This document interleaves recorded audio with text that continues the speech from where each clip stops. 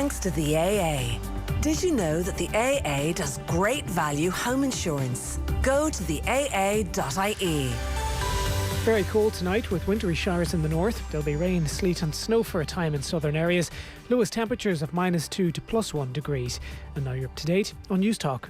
The Football Show on Off the Ball. With Paddy Power, the greatest football partnership since Shearer and Owen. I'm prepared to do anything I can to play for my country again. Do it then. What about your start to the game? It wasn't bad, was it? Why should an honest answer be a mistake? How can a modern day manager not have a mobile phone? Why should he? So another Champions League evening is progressing. The second half just starting at the Bernabeu, where it's 0-0, Manchester City the visitors. And in Lyon, second half has also started, where it's Lyon 1, Juventus 0. Big second half's coming up. Damien Delaney's been watching the first half at the Bernabeu. Relatively even. It's funny, we were watching the BT Sport crew of Rio Ferdinand, Joe Hart and Peter Crouch trying to make sense of Manchester City's approach, namely Jesus on the left-hand side, De Bruyne and Silva through the middle. They were all able to identify what City were doing. None of them really volunteered a strong opinion as to what City were trying, like the method behind the madness, not that it's madness, and also how well is it working? I won't say there's a myth around Pep Guardiola. When he does something different, they're all calling him a tactical genius, and you know Pep's come with this. Right, if Man City were a massive underdog, like say Chelsea last night against Bayern, and you know he came up with this and kept them at bay, and it was an even 50-50 game, because essentially the game has been 50-50. I mean, but they're all saying, oh, another masterclass from Pep. That was more the commentators as opposed to them, but I don't think it is. He's just shut up and played a game and they're 50-50. 0-0 with a team that have broken the financial fair play rules should be 0-0 with Madrid. Right, so I mean they've not gone there, and the tactical masterclass has absolutely annihilated Real Madrid a la Leipzig against Spurs. Right, it's not. They've shut up and they've competed. The possession's relatively even. Okay, they've had one more chance than Real Madrid, but essentially this game is on a knife edge. Joe Hart did make the point he would love to have seen what might have happened if they'd gone with the normal team. Sterling in the team, Aguero up front, normal shape, everything the players are used to. Yes, and maybe he will do that in the second leg. So maybe Manchester City, this is I won't say it's a defensive formation, but it's definitely, let's not lose this one tonight. Because they did in the League Cup at Old Trafford play with what's the phrase, false nines. I can't quite remember who was up front and dropping deep into midfield that night, but in effect the point was that let's just completely monopolise possession. And Rio Ferdinand did say at half-time, well, maybe the thinking is you've got De Bruyne and Silva. I keep calling him Silva, I should call him Gundogan. Bernardo. Actually, it was Bernardo Silva that did it at Old Trafford. So he has done it before with that player. Yeah, but he's not playing a false nine, he's playing two out notes. Yeah, but Rio Ferdinand made the point, well, maybe the logic is that those two would drop into midfield and City would dominate possession. But even he conceded it hasn't happened. The game hasn't been like that. So he's just going to put forward a theory that maybe this is what he's trying to do, but they've not done that, so I don't think they are trying to do that. What do you think is the logic? The logic potentially could be not to go toe-to-toe with Real Madrid. Mahrez just had a chance there, just bent it far wide. Kind of chance he likes as well. Cutting inside. I mean, he could have slipped the ball through. I don't want to say it's a defensive formation, because it's not. He's not shown up here and looked to kind of got five at the back. It's not. I mean, it's potentially a counter-attacking, but they haven't done much of that either. It's not much of a formation. There's nothing. They haven't done anything amazing where you would kind of go. Maybe what's unusual about it is the Jesus on the left wing thing. It's the personnel in the positions as opposed to the formation. But I'm struggling to see what he's achieved. Do you understand what I'm saying? He's not put a formation in place and gone, okay, I'm going to do this to Real Madrid. He hasn't. He's just shut up and competed with them, and Real Madrid are relatively comfortable as well. Do you think he overthinks things? I said that to off air. I think he's just don't give away the game here, Dave. He's overthought it, overcomplicated not overcomplicated, but overthought it, and he's just trying to be a little bit too clever for himself. Maybe because he hasn't got Raheem Sterling available. He doesn't think Aguero can play as a number 9. Because if they don't have possession, they get pinned in. Aguero's not really going to be much use to you. It looks like he's just put a formation just to compete and maybe get a win. But having said that, it's on a knife edge, you know. He said pre-match to Des Kelly, by the way, that the logic with Sterling is that he doesn't have 90 minutes in him. But he was touch and go as to whether or not to play Sterling. So Sterling's on the bench. They have had to make one enforced substitution. So Fernandinho's on, Laporte went off. So that will cloud how quickly he can make the next substitution. He has to be careful now. Yeah. But I mean, if he does bring Raheem on, does he make a straight swap with Mahrez? I'm not really sure. Man City are an interesting kind of the way they're playing. You know, if you watch the Riyad Mahrez is a chalk on your heels type winger. He stays high, he stays wide. I mean, really does. And Kyle Walker's position over the last few weeks, especially when the play's going with Mendy down the left-hand side, he's almost tucked in as a central midfield player. I presume he wants to give Mahrez a one-on-one. Exactly. So what you don't want to do is have two players on the same line. Yeah. So if he goes on the touchline, you've got two players. But if Mahrez goes infield, then he darts wide quickly. That's very, very evident, and that's fine. There's no problem with that. Yeah. But on the other side, it's almost complete opposite. Mendy's high and wide, and Silva's infield. So it's a strange, when you look at them in possession, it's very lopsided. It's not balanced, yeah. It's not a balanced thing. And on top of that, the other thing that I have noticed, and I did mention this on a show before, is Mendy puts in so many crosses a game, right? Like, I mean, he just hits cross after cross after cross. I mean, he must be averaging 15 crosses a game in the Premier League. Tonight he's put in 2 and he's attempted another 2. I spoke to coaches before that would refuse to cross the ball because they viewed crossing the ball, putting the ball at risk. So you're putting the ball from 100% possession into, at best, 70-30 against, because there'll be 4 or 5 defenders in there, you might only have 3 attackers. So you're putting the ball into a lottery-type situation where the odds are stacked against you. Now, if the defending team get the clearance, you're very vulnerable to the counter-attack. So I have spoke to a coach before that said to me that if they get into crossing position, they'll pull it back to retain possession and go out, but they won't just hit a cross in the box. Mendy does. I mean, that guy just fizzes the ball, and I'm talking from 40 yards down. I mean, he crosses it, especially in the Premier League. Tonight, not so much, because he hasn't really had a chance to be an attacking force. When he first burst onto the scene from Monaco, his crossing was outrageously good. Outrageously good. I remember that team, they were just fantastic. He put one in tonight that was hopeless and a waste of time, but he does that. But if you're crossing in 15, 16 balls a game, you're going to have 1 or 2 that look amazing. And where are you on that logic, the coach's logic? I mean, the logic is obvious, but I mean, you buy the lottery ticket, sometimes you win. Okay, but then do you set your team up for that? But Manchester City are so attack-minded, especially in the Premier League, that when he does cross the ball into those 70-30 against situations and the ball gets cleared, they're in a very broken shape. And they're in and all of a sudden those balls get headed clear, and Rodri's your only kind of stopgap. So it's very un-Pep is the point I'm trying to make. Yeah. It's not like Pep Guardiola is all about possession, control. We do not give the opposition any opportunity to break on us. We don't give up anything. We control everything, because that's the type of coach that he is. Yeah. And you can see tonight, Mendy hasn't. I mean, I think he's put in 2 and attempted 2 more that got cut out. But like, again, maybe he does view that putting the ball at risk in games like this, whereas in the Premier League maybe he doesn't. Kyle Walker's having a bad moment here. Oh my God! Chance, it's overrun by Vinicius.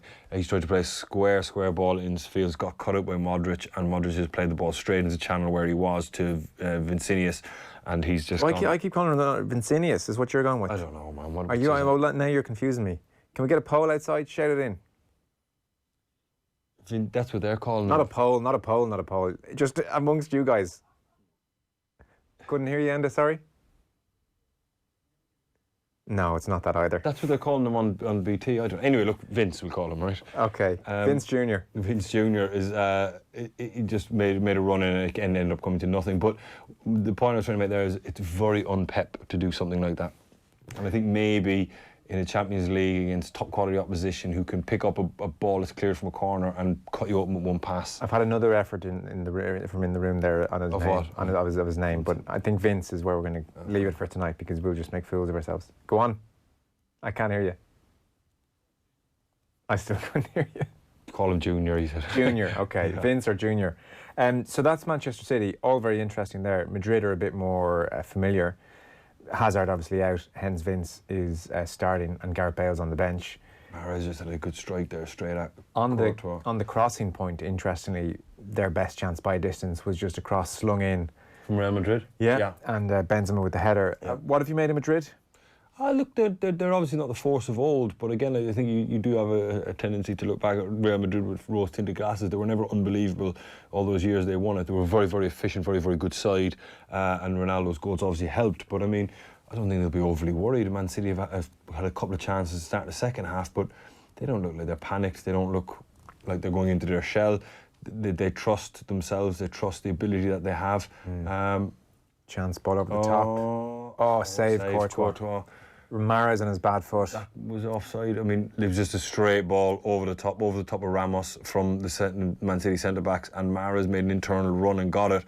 It looked like they all stopped that he was offside, so it'll be interesting looking back, was he? But he's had a shot across the face of Courtois, and Courtois got a good strong hand to it. I tell you, Man City is starting to up the tempo a little bit here, so maybe Real Madrid might start getting worried. They have had the best of these 10-minute City since they came out. They hit them on the break at one stage, De Bruyne powered through, and they've had the majority of possession, so that's where we are at the moment. 57 minutes on the clock. One last point before we'll take a short break, and then Pat Nevin's going to join us, actually. I suspect he's probably watching this game as Vince Jr. spins a player and then he comes back out, no cross. But 0-0 now, the way European football has gone, away from home, no away goal, really leaves you very vulnerable in the second leg. Like if Man City take a 0-0 tonight, on the face of it, 0-0 at the Bernabeu is a good result. But actually, once Madrid, if they get a goal in Manchester, then it gets very tricky. Like 0-0 is not brilliant. It's not bad, clearly, but it's not the great result it might have been considered a decade ago or so. At this stage of Champions League, it would be great for them to get an away goal. I mean, you ask teams would they take 0-0 or 2-1 defeat with an away goal. Exactly. It's an interesting. I think obviously they would take the 2-1. I think they take the 2-1 defeat. I think they take the draw. Oh, do you? Yeah, I would. Yeah, I mean, you wouldn't want to be going into a game down. I mean, if you're going with a draw, it's a one-off moment. But if you're off of the Man City again breaking forward, here comes Mendy now. Chance to put in a good cross. Oh, what did he do there? It was almost a cross. He just tried to smack it. Yeah. Mahrez, look, Man City starting to turn the screw a little bit. When I say turn the screw, they're starting to do the ascendancy, let's put it that way. But it's the first time they've really been in the ascendancy, and Madrid have on the back foot. But the second half has been a tactical masterclass from Pep. Is that what you're saying to me? No, it's just the Man City have started the half better, but they'll need to score now, because that is that old adage that you have to score when you're on top, and right now they are on top. And Real Madrid won't panic. They're such an experienced team, and they're so comfortable playing at home that they're probably equally as likely to score now in the counter-attack. Yeah. Gareth Bale's warming up. That's another subplot here, and we'll see what changes Pep Guardiola makes. It's still 1-0 to Lyon against Juventus this evening. 59 minutes on the clocks here. We'll take a short break. We'll be joined by Pat Nevin, amongst other things, between now and 10. Football on Off the Ball. With Paddy Power, the greatest football partnership since Jeff and Heskey. Lunchtime Live. I had a lovely lad from Dublin as a boyfriend, and he was an architect working in Saudi, and he used to listen to Gloria Honeyford's World Service programme. Do you know what I'm wondering? You sound not unlike Gloria Honeyford yourself, and was there an element of that with the then boyfriend, that he missed you and Gloria sounds a wee bit like you? Oh my goodness, I never even thought. Are you still in touch with said boyfriend, said ex-boyfriend? Sadly, I married said boyfriend and he died. Oh God. 7 years later. Dreadful. Well look, you just got a little piece of him back there, because that's what he was doing. He was listening to Gloria, he was thinking of you, I have no doubt in my mind. Lunchtime Live with Ciara Kelly. With the matter private. Weekdays from midday on News Talk. Have a great evening with itsforwomen.ie. Great value car insurance on the web, on demand, on the go. Itsforwomen.ie. It's always on hand. It's always online. In Thursday's Irish Independent, don't miss Exam Brief in partnership with Yates College, your essential Leaving Cert exam guide. Each subject will be explored in depth with advice on study techniques, exam answer strategy and timings. This week, explore Leaving Cert Business and Finance with unmissable tips on how to stay ahead of the curve. Only inside Thursday's Irish Independent. Panadol presents Homegrown Heroes. Meet Eileen Power, a volunteer with the Finnisk River Riders. Finnisk River Riders are a special needs riding club. We started small and now we train and compete in Special Olympics competitions. The active ingredients in Panadol Extra Soluble relieve 5 types of tough pain to help you meet pain with strength and keep doing what matters most. Panadol Extra 500mg, 65mg soluble effervescent tablets contains paracetamol. Always read the label leaflet. Every Ford car is designed to stop you in your tracks, just like our amazing 201 test drive event. Take a test drive this February for unbeatable savings. Get 2 years free motor tax, a registration bonus of up to €1,750 and a 3.9% low APR. But that's not all. You'll also get a 7-year warranty and 7-year roadside assist. This offer ends February 29th, 2020. Don't miss out. Book a test drive at your local participating Ford dealer. The 201 test drive event, as part of our 201 sales event, only at Ford. Terms and conditions apply. See Ford.ie. Offer on selected vehicles only. Applicable to new vehicle orders and registrations between February 1st and February 29th. Hi, Teresa Mannion here with some important information about driving during hail showers. If you encounter hailstones on the road surface, first reduce your speed without braking if possible. Driving slowly in a high gear will help your tyres maintain grip even as your tyres move over the compacted pellets of ice. Always warn other drivers using your hazard warning lights. For more tips and advice, visit rsa.ie. Lower your business transportation costs with a Circle K fuel card. At Circle K, we understand that lowering your total transportation costs is about more than just the price of fuel. It's about all the things that make your journeys easier and more efficient, from service station availability, miles quality fuels, to easy administration and card security. To find out how a Circle K fuel card can save you money, visit circlek.ie/business or leave your details in any Circle K store. Off the ball.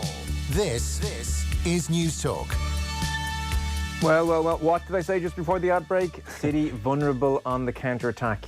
Damien Delaney. Yeah, Real Madrid 1-0 up. You said that, of course. Yeah, they never feel. You always feel that, like, when teams are attacking them, they never panic. They always just nice and calm. And I just always got the feeling they were vulnerable. No, City drew it on themselves. Yeah. Otamendi and Rodri were kind of going to me to you, and they ended up losing it in their own half. And Vinicius broke down the left-hand side. Vinicius, I got to check there. Vinicius broke down the left-hand side and a really clever, cute. He could have shot, but really clever pass across to an unmarked Isco who beat Ederson quite comfortably. But, like, you know, it's all well and good Pep making changes and putting on the so-called, what they were calling a tactical masterclass, but you need to get something out of it, and I was very unsure of what they were going for. And when you're in the ascendancy against Real Madrid, you're always liable to score, and, you know, a tactical masterclass, no questions will be asked. Why didn't he just go with what they go with and go toe-to-toe Real Madrid? Why did he do this? Now, granted, they were in the ascendancy in 10 minutes, but they had a couple of efforts on goal, but here comes, nothing came of that. De Bruyne had a shot from distance. But Real always look comfortable, as do Man City. It's just that Real Madrid have landed the first blow. They have their 1-0 up, 64 minutes on the clock. Now let's go to this guy.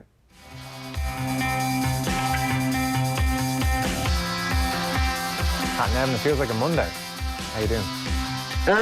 Yeah, I have no idea what day it is. I've just been doing too much. I've been going to too many football games and travelling too much. Hence the weird, different background this week. Are you on the Totally Football show? I'm in their studio. I've stolen their studio. Right. They don't know I'm here. So how are you spending your evening? What are you doing? I was at the Chelsea game last night, and obviously we'll chat about that in a minute, I'm sure. I had some other work to do today in London, and right up until 10 minutes ago, I was presenting a new podcast that I will be doing. Ooh, go on. And, just music, don't worry. It's not competition. Just a music show that I'm doing, a lot of new music. So, and it's under the auspices of the Muddy Knees or the Totally Football people. So I'll borrow more about that later. But, yes. What is the name of the music podcast? We've not released it. I'm not absolutely sure, but it will be something along the lines of Nevin's New Noises, something like that. Okay, very good. Myself and Damien Delaney are watching Real Madrid 1, Manchester City here, 65 minutes on the clock. We did yesterday watch Bayern Munich, really, to use the words of Frank Lampard, outclass Chelsea. He called it a reality check, which it was. Yeah, it was a reality check. A reality that I think Frank kind of knew about anyway. I mean, he'd said during the January break that they needed more players if he was going to be competitive in the Champions League at this stage. even at the start of the season, the reality check was there with most Chelsea fans and most people around. I mean, certainly Chelsea fans said to me, mid-table, I'll be okay this season. You're going to bring all the young kids through. Frank, they'll stick by him. But because it went so well for so long, and I think it's since October, Chelsea have been in the top 4. I mean, that's miles better than they should have done. You know, with what happened, during last season, where the new manager, new system, new everything, weren't allowed to buy new players, etc. But they came up against a right good team, and it's odd because people seem shocked by it. I don't think you should be. I think that's a no surprise to a team that beat Spurs 10-3 on aggregate. They're a right good team. But having said that, Frank will go away. He'll be upset and disappointed. But you take 2 or 3 years before you can get to anything close to that level. Yeah, at least.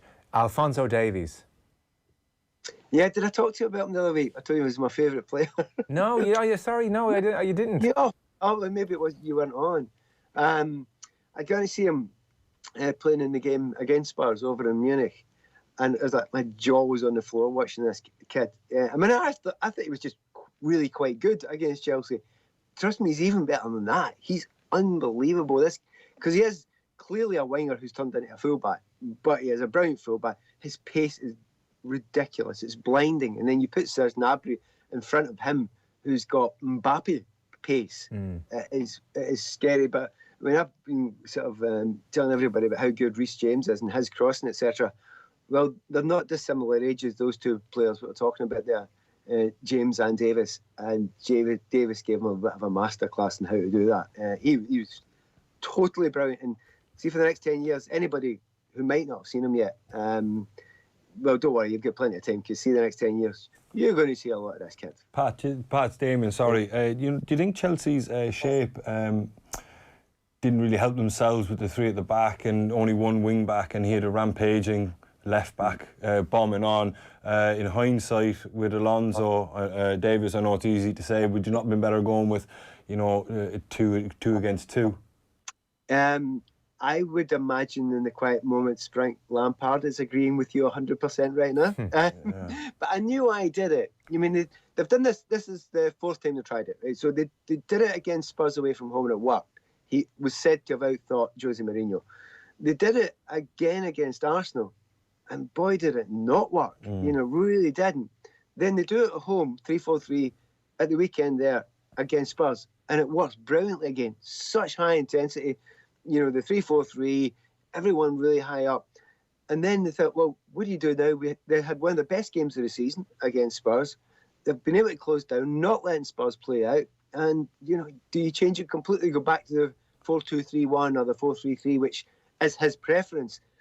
And he took a chance on it. I think you do. I think he, to go into the game as optimistic. I know he was probably riding high after it working in a couple of games, but if he thought he was going to go there and press Bayern and win it off them high up the pitch, I mean, with hindsight, I know it's easy, but I did think the same thing. Well, funny it's great you should say that, because I was doing the show last night at Stamford Bridge. It was with Michael Ballack, and I'd said to Ballack before I'd done a technical thing on the big screen with Ballack, and I said, look, Chelsea will close Bayern down, and they won't get any space if they do it as good as they did against Spurs. And Michael went, no, Bayern will play through you if you do that. Right. They're too good for that. They're good. far better. They're a better team than Spurs, and he was absolutely nailed on right. And it's the first time in all the time I've been watching Jorginho, and you know how much I like Jorginho as a player. He hardly got a kick, and him and Kovacic should have been good this season. But I think Damien, I think you're right. It was the system. We talk about 3-4-3, but you've basically just got 2 midfielders there, haven't you? Yeah. That's not enough against Bayern Munich. Yeah, especially the 2 boys are so good in possession, Kimmich and Thiago. Now, listen, I think Chelsea would have been beat anyway, and I think over the 2 legs Bayern were of course going to go through, but maybe it would have been the massacre it was last night if they just kind of covered up, maybe that might not have worked either. But when Bayern is such a superior team, they're always going to beat them, and it's just a case of Chelsea keeping it alive for the second tie. Damien, you're absolutely right. And it is a learning process for Chelsea. I talked in this programme a few months back when Chelsea got through to this stage, and I'd said that what was considered a very odd thing. I'm not convinced I was particularly happy about Chelsea getting through. I thought they would have been better in the Europa League with another year's learning at that level. You know, and I mentioned that to Ballack last night, and of course, Mr. Not lacking in confidence, Michael Ballack would disagree with that because he just wants to be top Champions League player. But for these players coming through, especially the younger ones, the every likelihood if they'd have come up against a Barca, a Real Madrid, a Juve, Bayern, they were going to get a lesson. Pat, No surprise. what are your thoughts on Mason Mount? What do you think he's at as a player, or what would last night have done for him? Why don't you tell him where you think he is first? Go on. Tell me yes. We've been through this. I think he's developing. He's a young boy. I think what you said there about going in the Europa League for him would have been better to be exposed to what he was exposed to last night. But you know, I think the phrase I used last night, the lads gave me a bit of stick, was I called him a little bit milky. You know, he's in and out and not as set. But obviously Frank believes in him, and he believes that he's going to develop and get better, and he might well do. Milky being as in a milky cup of tea, you said. Yeah. Not a good thing in his book. But go on, Pat, what do you think? No, Damien, I actually take your point there very much so. At the start of the season, he was doing this amazing thing and always arriving in the right place all the time. Just like Frank Lampard, really like Frank. It was stunning. Yeah. Now, he's not as good a finisher as Frank, but his positioning of getting into that final part. Now, he was playing at that point in a 4-3-3, but he was further up. He was one of the front three, right? Yeah. So he was getting there easier. They moved him back a little bit, and he wasn't as effective. And then he had that tail off that some young players do. Yeah. So he had that period. The game against Spurs, honestly, his getting into those areas was brilliant. It really was top class. And in actual fact, the game against Bayern there, at the game, and I don't know if it always comes across at telly, but you were seeing his runs from deep. He was the only danger. He looked like the only danger. The problem is, and I think it was really showing up, he got behind the Bayern defence 3 times and got caught every single time. Yeah. And we know why. Yeah, he's not as quick as some of these guys. And if you're one of the wider tackles in the modern game, and if you're Kingsley Coman, and if you're Serge Gnabry, and if you're, Sadio Mane, when you get beyond, nobody's catching you. It's just not happening, right? Yeah. And maybe that's the problem. He's going to get to stop being so milky. Then, if you had that extra bat, and I would say that's the thing more than anything else. And I think it really shows up when you see it against class. Yeah. It really jumps out at you. I think he's a nice player. He's going to do a good job, and he'll get to a certain level. But the world-class ones have got that wee bit extra. Funnily enough, I will say one thing. Frank Lampard never had that pace. Yeah. But he found a way. So, but that's a big ask, isn't it, to be... But he is brilliant at arriving. He is really, really quite special. I guess Lampard was more of a arrive late and time it perfectly as opposed to a running behind. No, he did run in behind last night. Mount. But he can arrive late.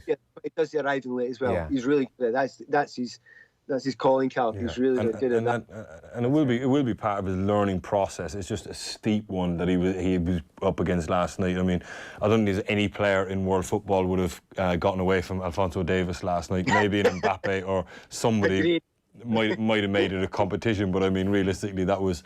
I've never seen anyone move so quick on a football pitch. It was kind of stunning. There was a great thing as well, talking about learning curves. So he played Giroud, which I think was the right call, because Tammy Abraham, he's got bits to learn, and it was a really nice, and it's maybe a bit too obvious, but there was 2 moments in the second half where there was brilliant crosses from Chelsea straight across the goals, and Tammy Abraham wasn't there to tap them in, right? And what happens up the other end? When that ball goes across the goal, that Lewandowski's going to be there, standing there with a fag. Doing that, because he know when to go, and he does it every single time. And it is that learning curve for these young boys. So there's a lot of gloom and doom in the newspapers and the media and all that about Chelsea.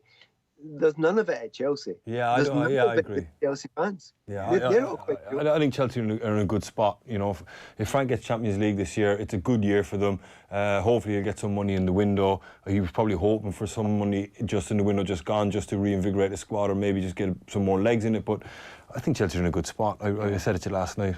And Pat, just a final one, and we're watching here. Gareth Bale is on for Madrid. They're still 1-0 up, and actually both sides are starting to create a few chances. So much is going to be decided here in the next 15 minutes at the Bernabeu. On Munich, and probably, look, you just can't watch everything, so I don't watch much Bundesliga, but we had seen, obviously, Kovac lost his job, and you just kind of from afar look at Munich and assume they're in that, not steep decline, but just coming off the Pep years, and they're going to head in the wrong way. But geez, watching them last night, to what extent are they in the mix for this competition? Yeah, I would say they definitely are. I wouldn't say they're absolute favourites, but if they've got a number of players. If you've got Lewandowski on there, and by the way, he looks as well as he's ever looked. Yeah. He really looks as good as he's ever looked just now. I actually think he's a better player now than he was 3 or 4 years ago. So age is really helping him just now. They relied so much on their wingers before, and we know they were both getting old, right? They were amazing, but they were getting old. Yeah. Then you look at them now and you think, you've replaced them. I can't believe Arjen Robben's been replaced, but it may well be that, Gnabry is actually good enough to do that. So, yeah, they came down a little bit. The new manager's done a great job. I mean, we all have to say it in the UK, like, Herr Flick, well done. But he has got them together, and there's a real belief. They were 7th place in December in the Bundesliga. Yeah. They get beat 5 twice this season. And you watch them and you think, how did that happen? But there are enough good players in there. I wouldn't put them as favourites, but they're definitely in the mix. But could I say one little thing in Chelsea's favour? You're right. I don't think any team could have been put out there by Chelsea to win that game. Go on. What's happening? Man City have just scored. Gabriel Jesus. It might be ruled off though outside for a push though. He did. It was an awfully free header, and the defender seemed to go tumbling. If he pushed him beforehand, but the referee's not giving it, so he'll have to go back to VAR. But hang on, there's Kevin De Bruyne working a bit of magic, chops back on his right foot, stands one up. Oh, that's going to be ruled out. He's pushed Ramos. Yeah. Oh, maybe not. He's had a little push. Is it a foul if you just put your hands on his back and don't push? But Ramos has made it a lot. I think that's going to be overturned. Oh, this is big. We'll see now. This is Real Madrid at the Bernabeu. This happened to Chelsea last week when Azpilicueta was pushed, and then he pushed. I can't remember who was that. Was that against Man United? Maybe. Anyway, they got it wrong. It's been given. It stands. He's telling Luka Modric to get lost, the referee. So it's been given 1-1. 12 minutes to go. An away goal for Man City. 1-1. They would take this and run, Pat. Oh, that's brilliant. That's magnificent for them. And they can spend all their time and all their efforts on this. They ain't going to win the league. So, this was a big one for them. Did you, sorry to interrupt, because you got to run and we got to run. Did you see the City starting lineup, by the way? Did you hear about the formation? But they've done that really odd thing of putting 2 centre-backs at centre-back. No, they tried that. They're experimenting with that. That's a really weird idea. And they went with kind of a 4-4-2 in effect with, Sterling was on the bench, Aguero was on the bench. Jesus was effectively a left-back. At one stage, Jesus was tracking, in behind Mendy at one stage. So Jesus was left wing, and it was De Bruyne and Bernardo up front. In an old-fashioned 4-4-2. Yeah, but they dropped back. The bits I was watching there, De Bruyne dropped much further back than that, didn't he? So it's probably an adaptable one. Did you know that all the rules are different for Pep?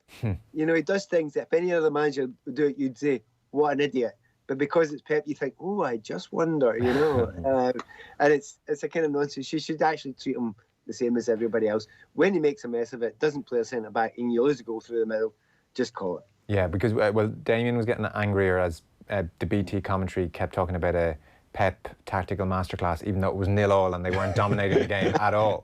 But if he walks up for a 1-1, you got to say it probably is. Yeah. I had one last line I wanted to say about Chelsea, and it would have been interesting because of what you asked about the system there.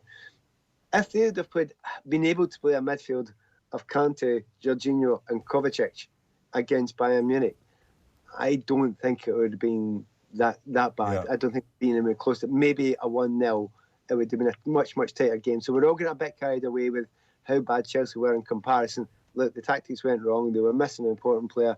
With their best team, they would have been a wee bit closer. So, yeah, Bayern are a good team. That's why they're not the team that is going to win it right away. They've got a bit of growing to do as well. Okay, very good. Listen, thanks so much for making time. I know you're busy. By the way, the Wi-Fi where you are now is just unbelievable. It's like we're getting HD TV, Nevin. as opposed to the Scottish 1990s TV, Pat Nevin. This company's obviously going up in the world because they've got all these studios and all the rest of it. Sadly, they seem to be giving me a music show, so I'll blow it for them. I'll ruin it for them. We'll tell us when that's up and running. We will give that a big plug as well. I will do it. All right, thanks a million. Cheers. Thanks, Pat. Bye-bye. Pat Nevin there. Always great to get him on. 10 minutes to go, 1-1. Masterclass is back on. Masterclass back on. Yeah, listen. It's more open this second half. The last 15 minutes have been very, very... Oh, my God, it's a penalty. Oh, my God, that's got to go for a penalty. He's given it as well, hasn't he? It's a penalty. You can't... Oh, my God, Man City are going to win this 2-1. Masterclass. Said it all along. Oh, my God. What a Stonewall penalty.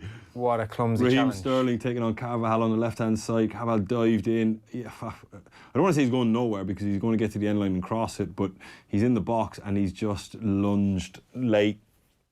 It's just, it's the perfect Raheem Sterling situation. He gets the ball maybe 10 yards outside the box and Carvajal's backing up, and when Sterling knocks it by him, as you said, all he's doing is getting to the end line to put in a cross, and Carvajal goes to ground. Early. Like, he's committed to going to ground there very, very, very, very early. It's a definite penalty, isn't it? Oh, my God. VAR don't need to look at it. It's fine. De Bruyne. How many penalties have Man City missed in the last couple of weeks? I know. 4 or 5, I think. It's De Bruyne they're going with. Oh, this could be brilliant. Oh, wow. De Bruyne to take a penalty. Who missed one the other week? Was it... Who? Aguero. Cheers, Enda, cheers. Oh, Courtois, his countryman. Oh, I bet they've done this in training a few times. They will know each other well. Here goes De Bruyne. Oh, casual. Great goal. Courtois the wrong Great way. Goal. Rolls it into across his body, right-footed. And Courtois went the wrong way. 2-1 Man City. Oh, my God. Wow. Rolls it into the left corner. Courtois dived. Big moment in that game. Raheem Sterling coming on, making the difference. Yeah, okay, 2-1. We're taking a short break. Back in 1 sec. It is Real Madrid 1. It is Manchester City 2. Off the Ball on News Talk. Introducing the new Renault Zoe, Europe's best-selling electric vehicle since its launch. Now with an impressive range of 395 kilometres, meaning you'll have to stop long before your Zoe does. The new Renault Zoe from €26,990. The affordable electric vehicle for every day. Visit your local Renault dealer today. Price excludes delivery and related charges. See Renault.ie. At Guaranteed Irish, we believe enterprise is at the heart of thriving communities. Like Black Knight, the #1 Irish web host. From small beginnings in 2003, today Black Knight hosts more Irish websites than anyone else, offering email, domains and a range of business services. Operating locally and trading internationally, the Black Knight team in Carlow supports 84,000 customers in 130 countries. Guaranteed Irish welcomes companies that are altogether better choices for our communities. So look out for it. GuaranteedIrish.ie. Altogether better. Over 2 centuries, one family business in Dublin has earned a name for excellence in funeral care. Every day they continue to work hard to retain that good name. The name is Fannigans. Dubliners trust Fannigans to take care of them on their final journey with empathy, compassion and dignity. And Fannigans never forget whose journey it is. In over 200 years, some things don't change. Fannigans, when your thoughts are with them, ours are with you. The Fannigan Group includes Carnegie's, Kirwins and Nichols. Tim has now been video calling on his mobile with his potential new business partners in Madrid for 45 minutes and 37 seconds. Luckily, time on his phone isn't a concern for Tim. With Three's €20 SIM-only business plan, he gets all calls, all texts, and all you can eat data. So he can just keep nodding while he Google translates what on earth they're saying. Switch today at your local 3 store or visit 3.ie/business. 3. Make it count. €20 a month for the first 6 months, €30 a month thereafter. 30-day minimum term. Fair usage allowance applies to data used in the EU. See 3.ie. As a parent, you'd do anything to protect your children. But can you imagine not eating so your daughter can? Stepping in front of the bulldozer that's about to destroy your home? Things no parent should ever have to imagine. But for mothers like Madras and Angela, they're a reality. This Lent, help mothers to protect their children. Call 1850 408 408 or visit trocra.org. Trocra, until love conquers fear. Taste the West with Saltwater Festival in the beautiful Westport House, Mayo, May 29th to 31st. Featuring Dermot Kennedy, Johnny Marr, The Coronas, Basement Jacks, The Stranglers, Maverick Sabre, Wallace Bird, The Scratch, and loads more. Check Ticketmaster and saltwater.ie for more details. Off the ball. This is News Talk. Oh, we're just watching a replay because Sergio Ramos, for just the 26th time, has been sent off. Straight red card. Jesus bearing in on goal. We're watching the replay. What has happened is that Ramos put his hand on Jesus' shoulder. Touched him. Yeah, and put his hand on his shoulder and Jesus went down. I think that should be overturned. I'm surprised VAR doesn't look at this. It's a real dive. It's an absolute. I mean, so he's already given the red card. They can't rescind it now. Oh, you can't? He's gone. He's off the pitch. Oh, but can VAR not say no? You can come back on? We should have said it a few seconds ago. You can do that, but I mean that's not a red card. I mean, anyway, Real Madrid have self-destructed. They give away a penalty, and then they've been messing around with the ball in the middle of the park. I think it was Vasquez left the ball short for Varane. Varane kind of couldn't do much. Jesus is going through one-on-one, and he's gone across Sergio Ramos, and Ramos has kind of jumped out of his way, and his hand has touched his shoulder. And Jesus has just gone down. Free kick outside the box. Mahrez into Courtois. Mahrez straight into Courtois. So it's 2-1. Ramos now will miss the away leg, so that's probably the only plus. I think they would have preferred a third goal there, if I'm being honest with you. Yeah, for sure. If Jesus just stayed on his feet, 3-1, and Ramos playing in the away leg would have been much better. It felt like Ramos was catching him. Like, I would have thought Jesus had beat Ramos in a foot race. He did run across him. I don't think it's a red. I mean, it's so soft. Gee, I mean, if you see this tonight, he's put his right hand on his right shoulder. And hasn't actually yanked him back. Not at all. I mean, he's brushed him. Yeah. With his hand. Can I say this, by the way? Don't judge me. But man, it was such a good dive by Jesus. It was, yeah. He felt the arm. I have judged you. And then Jesus, he's on the shoulder. He felt the arm on. He flung that shoulder back as if it had been ripped. But I mean, fair enough, man. You're playing against 10 men now for 2 minutes or whatever it is. If he just stayed on his feet and slaughtered it. Jesus. Yeah. I mean, it's 3-1, and that's more or less tie over, you know. Yeah. No, that's I think that's a let off for Real Madrid there, by the way, because it's not like they got a penalty or anything out of it. They got a free kick in the edge of the box. Yeah. But Real Madrid have self-destructed, and it's pretty unlike them, if I'm being honest with you. Yeah. It was actually, it was a good free kick routine from City. They made the gap, and Mahrez hit the gap, but not with much power. By the way, speaking on Virgin Media this evening, Brian Kerr was asked about the changing expectations modern players have when it comes to the information they're given and when it comes to just coaching generally.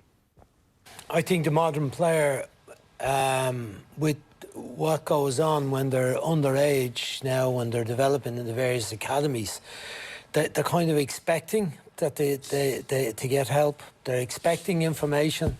They're expecting more analysis, and they know the opposition will have that analysis about them too as players.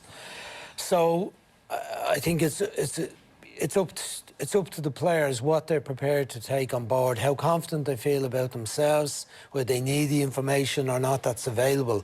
But I think that the managers and the coaches should provide the information. I think we saw it with recently with some teams. I know when I was managing Ireland, you know, the media threw one out that I was overdoing it in terms of the information I was giving players, but they hadn't really any idea of what we were doing in terms of match preparation. They were quite short, the meetings. The video sessions were actually very short because the players' attention span was quite short. So, but they put out this because it wasn't been done so much before. Whereas why, if it's right in other sports, is it not acceptable in our sport? So I think in recent years, I think Trapattoni, with the national team, for instance, would have spent a good bit of time that Martin obviously didn't. I thought when we watched the games that it was obvious that some of the players didn't know what to expect from the opposition. If a manager today doesn't do it, he leaves himself open to criticism from players within the squad. Oh, well, we didn't prepare properly. So I think you've got to say, there you are. This is what they do. This is what this individual does, and what they take from it is up to them. You have to give it to them. Yeah, you probably do. To what extent did the amount of information you were receiving at the end of your career differ from when you first started playing Championship? Yeah, I mean, massively. Massively? Yeah. Did it help you? Yeah. What was the most helpful information to get? You know what, just put your mind at ease on a Thursday if you're doing match prep and you're watching videos on the opposition. What are their tendencies? What are they like to do? What are they prone to do? Who's a danger man? Who picks up certain positions? It's just all handy to have this in your mind, because when it happens on a pitch, there's a level of comfort comes with it. I think Brian said there, the players, you know, expect information. I think they want information, and all the young kids know they do. They love it. They'll be given as much as you can. Right. No, there is a danger that you can go too far and give them too much, and they will get confused. But I think a coach has to do it. And did that information tend to come in the form of a video package that they would send to your phone, or was it almost like notes on a sheet, or how was it? You would, yeah. Like, I mean, you do video sessions on maybe Thursday on the opposition. Yeah. What they're good at, and then you might talk in between about, you know, well, you know, this is what we do, and I think if we can get a lot of this, you know, we'll get a lot of joy out of what we're trying to do here. And then maybe on a Friday you'd get an email or a bundle of notes, really, of a breakdown of each individual player. Did you read them? Yeah, I did. Definitely all the attacking players. And set pieces and things, you know, where the in-swing and out-swing, and what areas did they like to hit, the movements, because I would always get the biggest player, you know, so whoever their best header of the ball was, I used to always get him. So I used to watch a lot of tape on those guys, because usually there'd be blockers and they'd be coming out of traffic and stuff like that, so you'd kind of want to know, do you take the long way around, which way, and then when you kind of get round the end of the pack, you need to attach yourself again straight away. So I would kind of watch a lot of that, looking for blockers and things, so yeah. Okay, interesting. All of these games are available to Virgin Media TV customers. All of these games, by the way, being 400 UEFA Champions League, Europa League and Nations League games live this season, available to Virgin TV, Media TV customers, who can also download the TV Anywhere app and stream the action whenever and wherever they like. So, final 5 minutes here. A minute to go in this game. It is Real Madrid 1, Manchester City 2 over in Lyon. It's still 1-0 to Lyon against Juventus. That'd be a good result going to Juve. I haven't seen too much of Juventus this season either, the way it's fallen. I'm not sure Sarri has gone down overly well with the Juventus fans, but they'll be in the mix. Sure, I think a cultural thing, because he's been at Napoli and the whole north-south divide in Italy. I think so. I'm just asking you, do you reckon there's something to do that have they accepted him, or has he always been on the back foot with them? I don't know. I think obviously he came in, and I mean, I'm sure Sarri ball was amazing over in Napoli. You'd see the clips; it was fantastic. I mean, I was really excited to see what he would do with Chelsea, and for want of a better word, it was a bit boring. So I don't know what he's doing with Juve. Look, I think he'll be judged on trophies, and he's in the mix for a lot of trophies. They're point clear in Serie A, but they're 1-0 down tonight.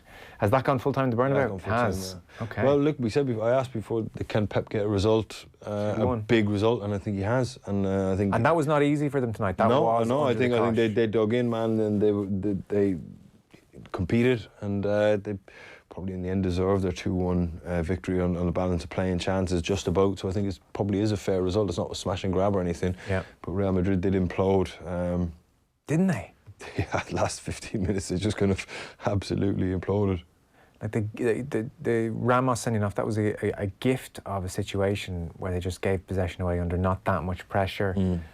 And the Carvajal penalty. Penalty at this level. Yeah. Like, whatever about their deficiencies maybe further out the pitch, they didn't win all those Champions Leagues with Carvajal making tackles like that. Yeah. That was a really strange decision. I think there'll be a big outcry in Spain over the goal. They'll say that Ramos was pushed. It's a push, but it's half a push, right? But what I'm saying is, if you don't give that, and then you send Ramos off for what he did, you know, you're into the kind of world of where how much contact is enough contact. Yeah. So, like, I mean, Jesus definitely had a little double-handed push into his lower back and kind of pushed him underneath the ball, but only a slight one. And it wasn't even looked at by VAR, did it? It didn't even go to... Didn't seem to. It didn't, there was no VAR goal check. I presume they're looking at it, and if they feel there's an issue... But doesn't it normally come down up, to the referee. VAR check? If the referee calls for it, yes. So if something happens and the referee kind of gestures to VAR, or if VAR comes in straight away, the VAR will come up on the screen. But I think in the main, if the referee doesn't call for it, VAR won't come up on the screen. But that doesn't mean that the VAR truck can't be looking at it, and then buzz unless down the to referee said I have seen it and I don't think it's enough. But at the same point, then you can't send him off for what he did. Now I know I'm not getting any sympathy for Sergio Ramos out there. Yeah, just his 26th red card. I know there's nobody out there going, yeah, Ramos was hard done by. Yeah, but it is funny. As soon as you said that point about Jesus, he should have actually just tried in your to feet. score. I mean, he's in the middle of goal in the D, going through one-on-one, just slot it, and the game, the tie's over. Yeah. And I hope they don't live to regret that in the second leg. You make them favourites now to go through. Without doubt, yeah. And I think that, two away goals. You know, I did question Pep before, and I think if he can get out of this, we'll have be a lot more happy for him. And they lost Laporte as well, which was another. He clearly wasn't fit. I mean, it looks like he's done his calf of some description. But if you're not conditioned, you've been rushed back, and you put your body through the game that he had on the weekend, and then again tonight, is something that's going to go, like a soft tissue injury is going to occur definitely. He didn't look as sharp as what he normally does. I won't say he was carrying a bit of weight, but he did look a little bit chunky. Yeah, around the midriff he's looking a little bit. He looked a little bit, so I don't know what he's been doing. Yeah. So, 2-1 to Manchester City, Lyon 1, Juventus 0. That is in the final few seconds of added time. That is pretty much us done for this evening. OTBAM coming at you tomorrow, our daily breakfast sports show, 7:30. All our social channels, listen to as well on the OTB Sports Radio via the Go Loud app. In the morning, Kieran Donaghy on with Shot Clock and more besides. And then tomorrow night, John Giles and Babs Keating. So that is us done for another Champions League week. Damien Delaney, we'll talk to you when we talk to you. Thank you very much. Thank you for coming in. And Tom Dunn's on the way next. Good luck.